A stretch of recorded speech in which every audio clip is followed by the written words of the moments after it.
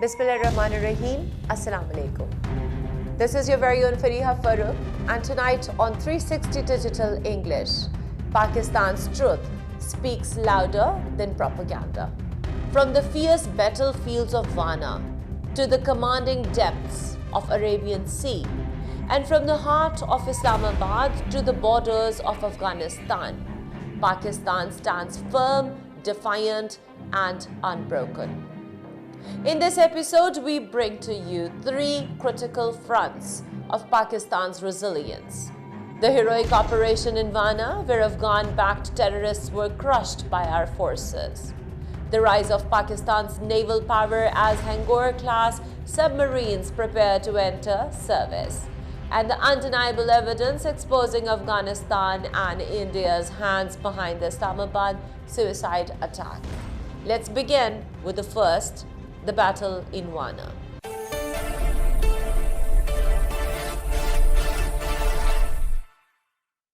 Segment 1, the Wana operation.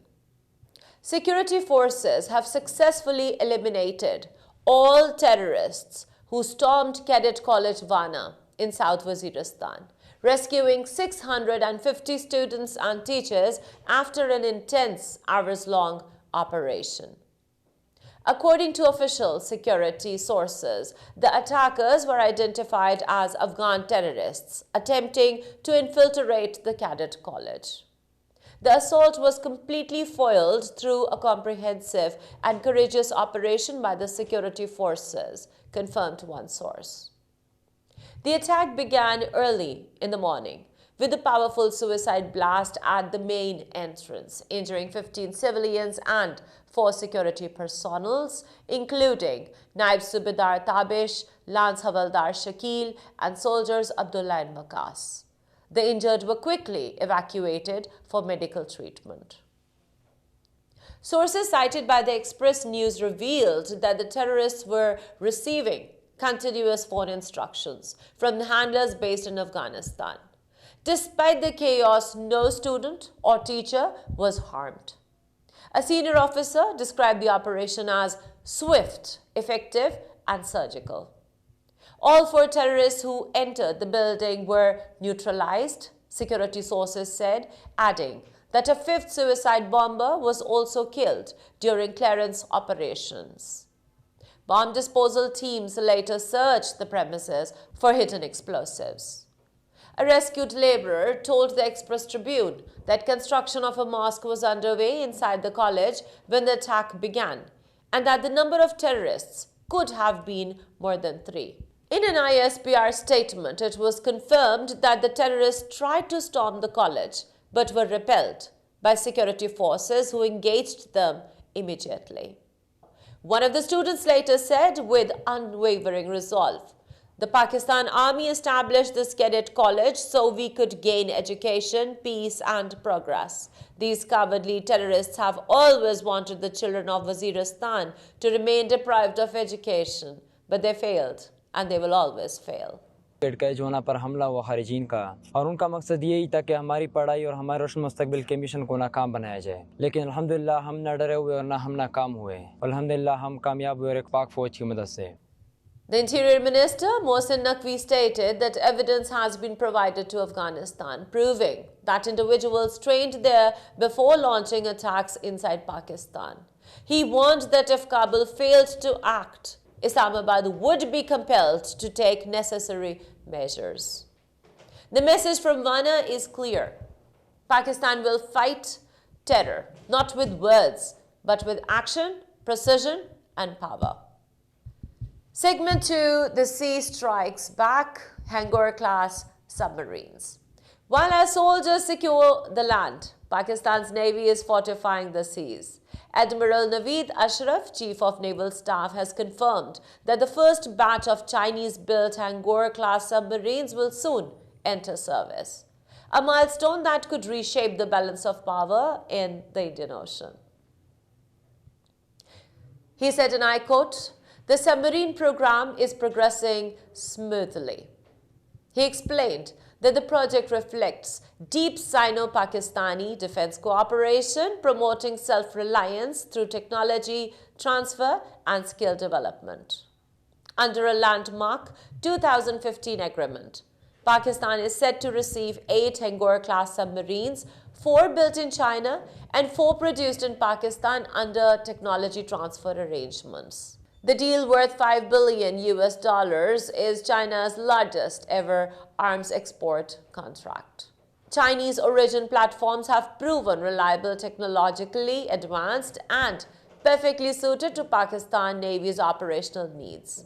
He also emphasized Pakistan's commitment to exploring collaboration with China in emerging technologies such as uncrewed systems, artificial intelligence, and electronic warfare. Defense analysts agreed that this project is a strategic game changer. Lizelle Odgaard of the Hudson Institute said, Hangor-class submarines significantly enhance Pakistan's deterrence posture, complicating India's maritime strategy and supporting China's broader Indo-Pacific ambitions. The submarines feature the advanced Type 0398 design with air-independent propulsion, allowing them to stay submerged for up to 3 weeks and complete missions for up to 60 days.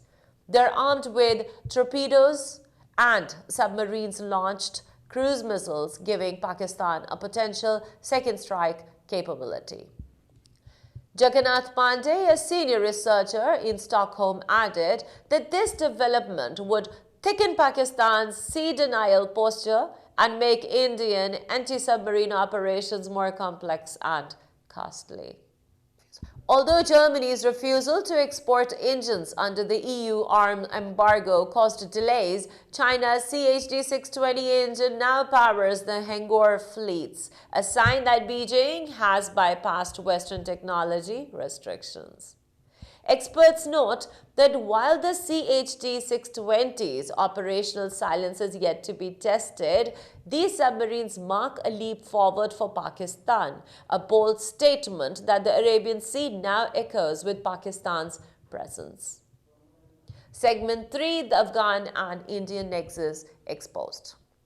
And now the disturbing truth behind the Islamabad suicide blast. Evidence points towards Afghan involvement and Indian sponsorship through the militant group Fitna al-Khawarij. Sources confirm that the blast occurred around 12:45 p.m. in the federal capital, but suspicious online activity began hours earlier on Afghan social media. At 6:45 a.m., an account linked to the Afghan Taliban posted the chilling words, "Coming soon, Islamabad."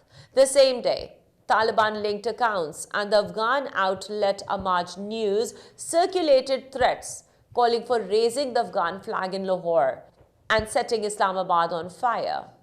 Then, moments after the explosion, another account named Khorasan al-Arabi posted Bismillah, a message that security officials described as revealing the Afghan regime's hostile intentions.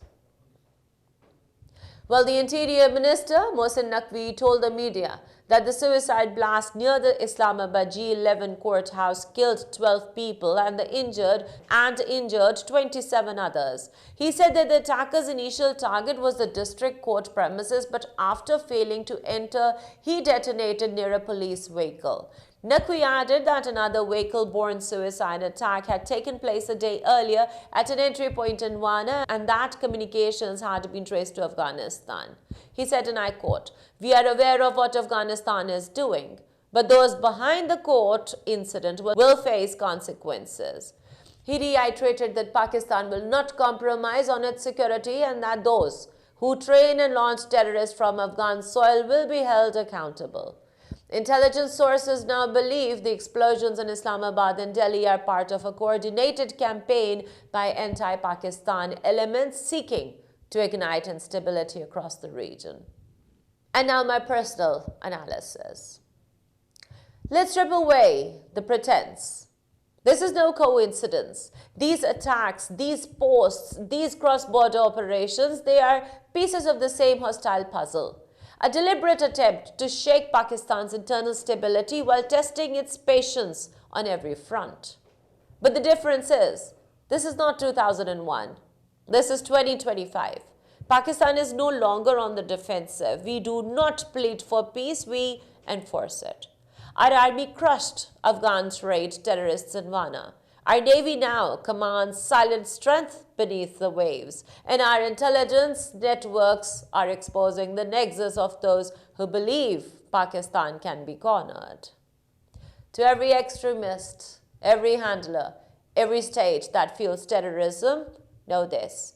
You may light the fuse, but Pakistan decides how the explosion ends. From Wana's mountains to Gawadar's seas, from Islamabad's resilience to the nation's resolve, this country stands united, vigilant, and ever ready.